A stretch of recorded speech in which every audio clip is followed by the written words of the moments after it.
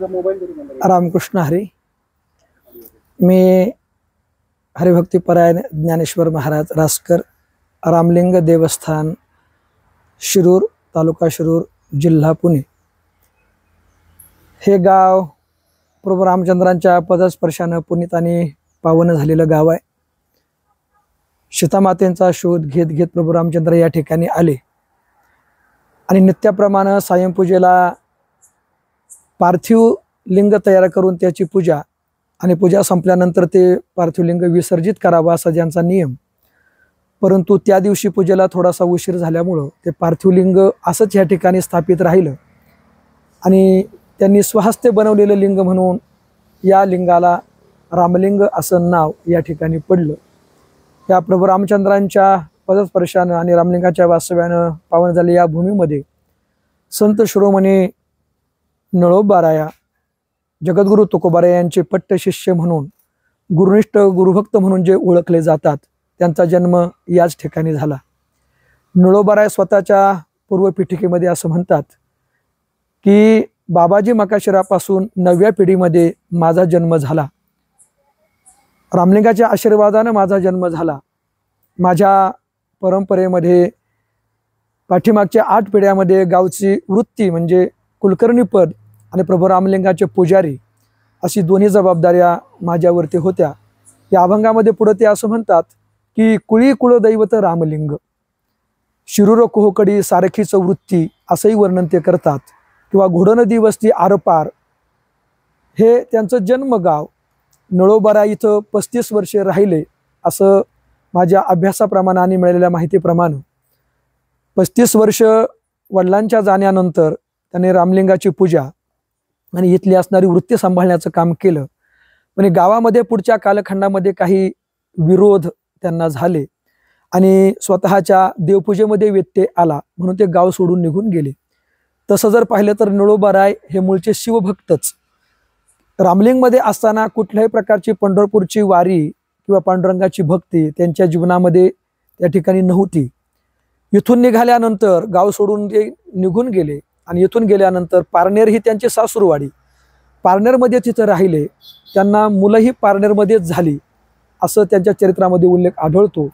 आणि नंतरच्या कालखंडामध्ये त्या काळामध्ये तुकोबारायांनी दाखवलेल्या मार्गावरती जो महाराष्ट्रवासियांचा ओघ प्रचंड वाढला, त्यानुसार पंढरपूरची वारी त्यांची सुरू झाली आणि पंढरपूरला गेल्यानंतर तुकोबारायांच्या अभंगावरची कीर्तनं त्यांनी ऐकली आणि एवढे अर्थभरीत रसाळ अभंग रचणारा हा महात्मा कोण, त्यांचं जीवनचरित्र आपण ऐकून घ्यावं अशी भावना त्यांच्या अंतःकरणामध्ये निर्माण झाली आणि ते थेट देहूला आले।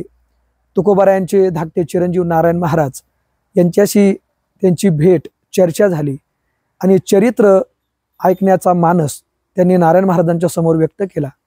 नारायण महाराजांनी तुकोबारायांच्या जन्मापासून, त्यांच्या अगोदरच्या परंपरेपासून तर तुकोबारायांच्या वैकुंठ गमनापर्यंत सर्व चरित्र आपल्या रसाळवाणीतून वर्णित केलं आणि तुकोबारायांची योग्यता, त्यांचा अधिकार नळोबारायांनी ओळखला, कारण तेही संत प्रवृत्तीचेच होते। भक्ताचा महिमा भक्ताची जाणती, दुर्लभ या गती अनेकाशी, संतांचा महिमा संतच जाणू शकतात, भक्ताचा महिमा भक्तच जाणू शकतो। या न्यायानं त्यांची अधिकार, त्यांची महती नळोबारायांनी ओळखली आणि नारायण महाराजांना विनंती केली की असा महात्मा मला सद्गुरू म्हणून लाभला असता तर माझ्या जीवनाचं सोनं झालं असतं। नारायण महाराज म्हणतात की माझे बाबा या अगोदर 5 वेळा इथं येऊन गेलेत, माझ्या आईसाठी, माझ्यासाठी, जगणारे संतांचे जगणारे महाराजांसाठी इथं येऊन गेलेत। तुमची एवढीच इच्छा असेल, तीव्र इच्छा असेल, त्यांच्या भेटीची ओढ तीव्र तुमची जर अंतःकरणात असेल तर का नाही माझे बाबा तुमच्यावर अनुग्रह करण्याकरता येणार। आणि म्हणून सद्गुरू म्हणून तुकोबारायांचा वरद हस्त आपल्या मस्तकावरती पडावा, असावा, त्यांच्या अनुग्रहानं अनुग्रहित व्हावं याकरता 42 दिवसाचं अनुष्ठान नळोबारायांनी देहू या ठिकाणी केलं की जिथं आज गाथा मंदिर उभं करण्यात आलेलं आहे। शेवटी देव आले, देवालाही नाकारलं आणि तुकोबारायांच्या भेटीची इच्छा व्यक्त केली। देवाच्या इच्छेनं तुकोबाराय आले, नळोबारायांच्या मस्तकावर हात ठेवला आणि त्यांना कृत्य केलं। त्यांचा अनुग्रह प्राप्तीनंतर नळोबारायांचं आणि अभंग रचना नळोबाराय करताना असं लिहितात, येऊन या कृपावंते तुक या स्वामी सद्गुरुनाथे, हात ठेविला मस्तकी, प्रसाद देऊनी केले सुखी। मी त्यांच्या अनुग्रहानं अनुग्रहित झालो. किंवा गुरुपरंपरेच्या अभंगामध्येही ते असं म्हणतात की तुकोबरायांनी माझ्यावरती येऊन अनुग्रह केला. असे निळोबाराय त्यांचं मूळ जन्मस्थान हे महाक्षेत्र रामलिंग. 35 वर्षे प्रभू रामलिंगाची पूजा आणि कुलकर्णीपद त्यांनी सांभाळलं. पण आज या गावामध्ये निळोबारायांचं जन्मस्थळ सापडत नाही. निळोबारायांचं जन्मस्थळ आहे असं इथं नवीन येणाऱ्या लोकांना काही पाहायला मिळत नाही. आम्ही त्या दृष्टिकोनातून प्रयत्न करतोय. वास्तविक निळोबारायांचं स्मृती स्मारक म्हणून त्यांचं मंदिर या ठिकाणी व्हावं असा आमचा मानस आहे. आम्ही तसा प्रयत्न या ठिकाणी करतोय. निळोबारायांच्या जन्मस्थळाची कुठलीही खूण आज गावामध्ये पाहायला मिळत नाही. ती मिळवण्यासाठी आम्ही प्रयत्नात आहोत. निळोबारायांच्या अगोदरही एक संत त्यांना गोपाळपुऱ्यामध्ये काल्याचा मान, ते संत शिरोमणी संत श्रेष्ठ निंबराज महाराज हे निळोबारायांच्या अगोदरचे संत आहेत.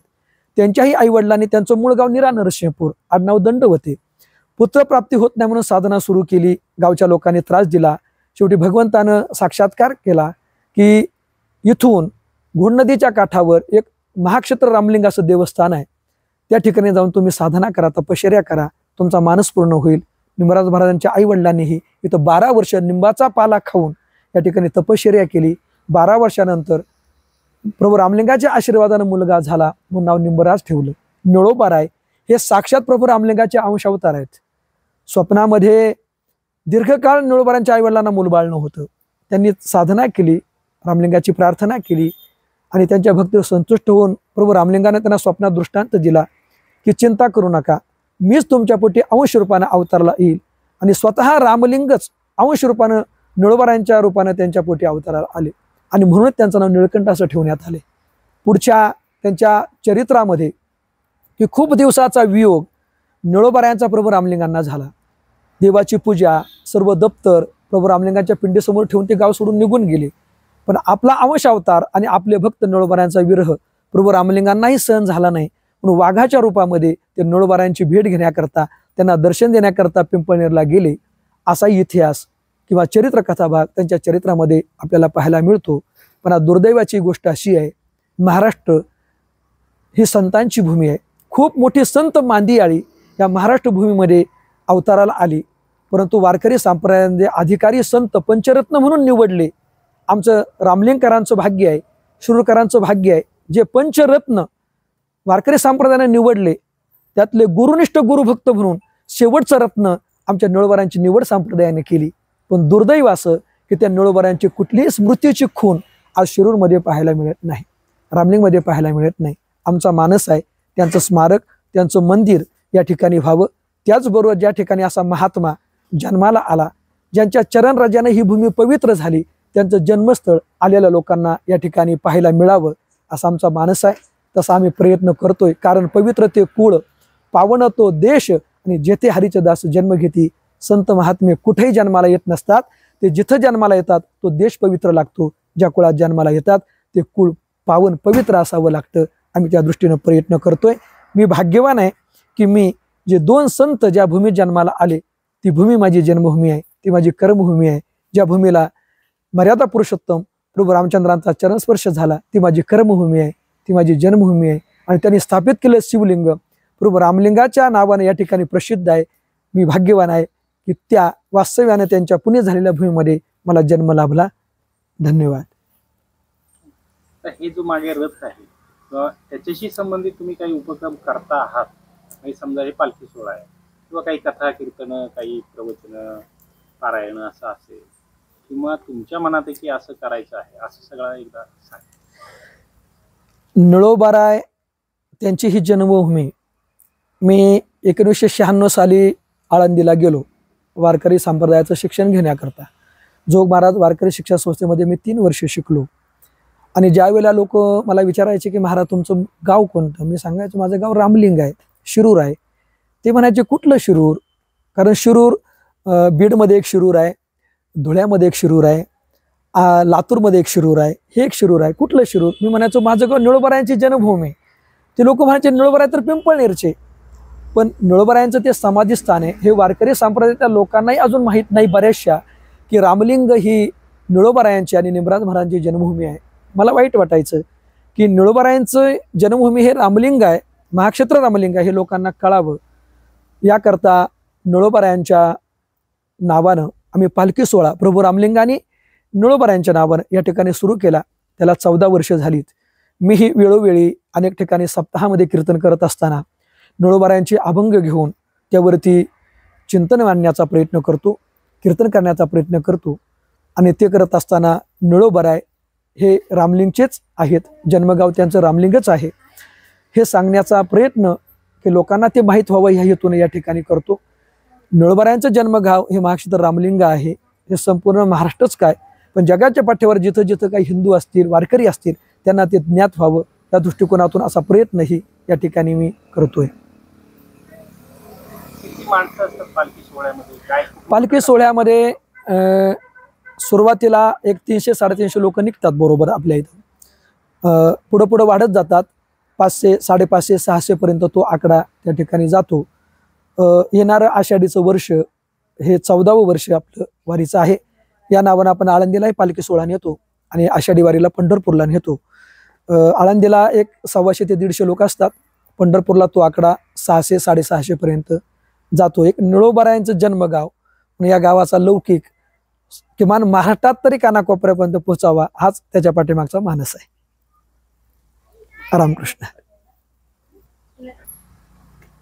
नळोबारायांनी स्वतःची पूर्वपीठिका मांडत असताना आपल्या जन्मगावाचा उल्लेख करत, आपल्या कुलदैवतांचा उल्लेख करत एक अभंग लिहिलेला आहे. तो नळोबारायांच्या गाथेमध्ये सापडत नाही, परंतु पिंपळनेर नळोबाराय संस्थाननं जे चरित्र त्यांचं प्रकाशित केले त्यामध्ये तो अभंग आपल्याला सापडतो. नळोबाराय असं म्हणतात की पूर्वापूर्व गाव शिरूर मिरासी, वृत्ती वडिलेसी अष्टाधिकार, मूळ पुरुष पूर्वी बहुपुरुषांतरे, बाबाजी मकाशिरे जोडी केली, त्याही अलीकडे नववे पिढीसी, जन्म निळयासी त्याचे वंशी, अश्वलायन शाखा भारद्वाज गोत्र, त्रिप्रवरान्वित गोत्रे सहित, ज्योतिष कुलकर्ण वृत्ती ब्राह्मण सेत, कुळी कुळ दैवत रामलिंग, तरडिया बहिरव देवडी लिंग देव, जेजुरीचा देव महिपती, कन्हेरसर यमाई, पद्मावती आई, करंदी गाव भुई मळीयात, शिरूर कोहोकडी सारखीच वृत्ती, घोडनदी वस्ती आरपार,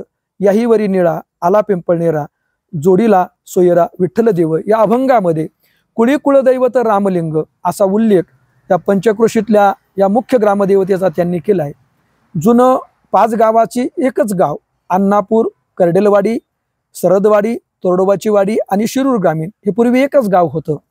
आणि या गावाची एक परंपरा आहे. इथलं जे भैरवनाथ आहे, इथलं बगाड चैत्र पौर्णिमेला तोरडोबाच्या वाडीला जातं. तिथलाही उल्लेख नळोबारांनी त्यांच्या अभंगामध्ये केलेला आहे.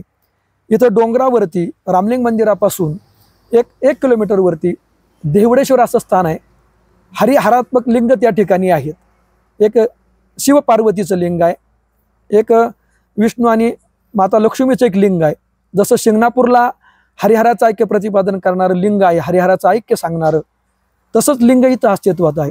त्याचं नाव देवडेश्वर आहे. त्या दोन्ही देवस्थानचा उल्लेख नळोबारांनी त्यांच्या या पूर्वपीठिकेच्या अभंगामध्ये केलेला आहे. हे त्यांचं जन्मगाव आहे, त्यामुळे इथली संपूर्ण माहिती त्यांना या परिसराची, इथले कुलकर्णी ते होते. देवडी लिंग देव, तरडिया भैरव देवडी लिंग देव असं वर्णन त्यांनी केलंय. नदीच्या पलीकडे आज पारनेर तालुक्यात नगर जिल्ह्यामध्ये असणारं कोहोकडी हे गाव, तिथली वृत्ती त्यांच्याकडेच होती. शिरूर कोहोकडी सारखीच वृत्ती आणि 2 गावं घोडनदीच्या 2 काठावर होती. जुनं जे गाव कोहोकडी होतं ते पलीकडं आणि शिरूर अलीकडं. नंतर ते गाव उठलं, थोडंसं पलीकडे गेलं पुराच्या पाण्यामुळं. शिरूर कोहोकडी सारखीच वृत्ती असं वर्णनही त्यांनी त्यांच्या पूर्वपीठिकेच्या अभंगामध्ये या ठिकाणी केलेलं आहे. नळोबारायांचं जन्मगाव हे नक्की यावरून त्यांच्या अभंगावरून आपल्याला या ठिकाणी सिद्ध करता येऊ शकते. महाराज इथं काही त्यांच्या खुणा होत्या का? म्हणजे त्यांचं घर, वाडा, जमीन, समाधी असं काही होतं काही असं ऐकण्यात? त्यांचं वाडा इथं होता, पण ज्यावेळेला ते इथून निघून गेले गावातल्या लोकांच्या त्रासाला कंटाळून, त्यावेळेला त्यांनी पूर्ण तुळशीपत्र त्यांना मिळालेली वतनं होती. एका चरित्रामध्ये माझ्या वाचण्यात असं गेलं की इथं आळंदी एक सगा म्हणून आहे, तर आळंदी हे वतन त्यांना दान दिलं होतं. त्या शेताच्या नावासहित तसं वर्णन एके ठिकाणी आले. इथं त्यांना वतनं होती खूप, ते कुलकर्णी होते. इथं त्यांचा मोठा वाडा होता. तो वाडा आज अस्तित्वात राहिला नाही. पुढच्या पिढीमध्ये तो कोणी लोकांनी तो विकून टाकला. ते जन्मस्थळ, ते त्यांचं जन्मस्थळ, त्यांचा वाडा हे त्यांचं इथलं जन्मस्थळ. तो वाडाही आज अस्तित्वात नाही. त्यांची जन्मस्थळ म्हणून अशी एकही खूण तशी इथं पाहायला मिळत नाही. मात्र त्यांच्या परंपरेमधले इथं 2 आळ्या होत्या असं म्हणतात ब्राह्मणाच्या. एक मोठी थोरली आळी, एक धाकटी आळी असं म्हणायचे. पण त्यांचा मुंजोबा आजही इथं आहे.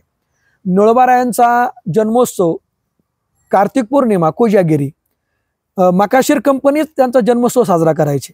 त्यावेळेला मात्र माझ्या माहितीप्रमाणे मकाशीर कंपनी नळोबारायांचे वंशज पिंपळनेरचे आणि दंडवते मंडळी निमराज महाराजांचे वंशज ते एकत्रित येऊन तो निमराज महाराजांचा जन्मोत्सव कोजागिरी, त्याला आश्विनी असं नाव ते द्यायचे. आणि नंतर 3 दिवस तो कार्यक्रम चालायचा. तिसऱ्या दिवशी किंवा चौथ्या दिवशी काल्याचं कीर्तन, आणि बरेच दिवस नळोबारायांचे वंशज लक्ष्मण मकाशीर यांनी ते काल्याचं कीर्तन केलं मला पाहायला आणि मिळालेलं आहे. मी स्वतः ती कीर्तनं ऐकलेली आहेत. पण त्याही परंपरा अलीकडच्या काळामध्ये थोड्याशा मोडीत निघत चालल्या. पाहिजे एवढा प्रतिसाद त्याला मिळत नाही. जे काही भावकी मंडळी नळोबारायांची, त्यांचं आडनाव मकाशीर, ते ब्राह्मण, आजही ते काही मंडळी येऊन इथं पाऊलघड्यांचा कार्यक्रम करतात. त्यांच्या मुंजोबाला वगैरे जातात. आणि इथले काही गोसावी मंडळी आहेत, ते मुंजोबाची सेवा त्यांनी आजही त्या मंडळीकडे दिलेली आपल्याला पाहायला मिळते. धाकट्या आळीचा वेगळा मुंजाबा आहे, थोरल्या आळीचा वेगळा मुंजाबा आहे. त्यांचा मुंजाबा म्हणून आजही ती खूण इथं आपल्याला पाहायला मिळेल. तो मुंजाबाचं स्थान आजही इथं अस्तित्वात आहे. पाऊलघड्यांचा काय कार्यक्रम? तो कार्यक्रम तसा निमराज महाराजांच्या जन्मोत्सवाच्या निमित्त, पण बाहेर पांगलेली ही मकाशीर मंडळी, आता ती नक्की तुकोबारायांच्या नळोबारायांच्या वंशातली, त्यांच्या बेटातली किंवा दुसऱ्या बेटातली, हे मला एवढं सखोल सांगता येणार नाही. पण रामलिंगाची पूजा म्हणून पाऊलघड्याचा कार्यक्रम त्या ठिकाणी इथं करतात. आता पाऊलघडी म्हणजे नेमकं काय हे त्याच मंडळींना तसं सांगता येईल. रामकृष्ण.